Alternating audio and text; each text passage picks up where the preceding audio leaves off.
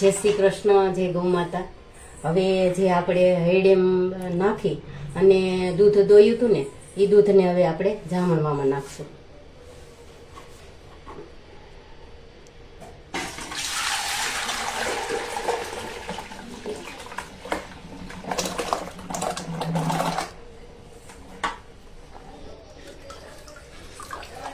હવે જો જામણ નાખી દીધું છે.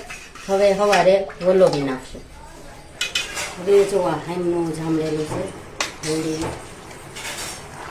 દૂધ એવા હેડે થઈ ગયા બધે ઉફીને દડા જેવા.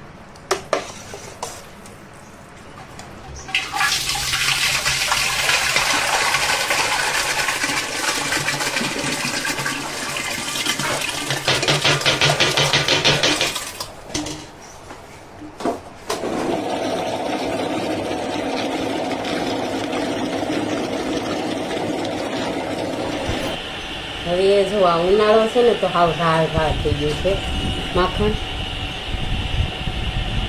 જો હાવ રાળ રાળ થઈ ગયું છે. હવે જો આ ઉનાળો છે ને એટલે ઢીલું માખણ છે એટલે ઠંડુ પાણી નાખવું પડે.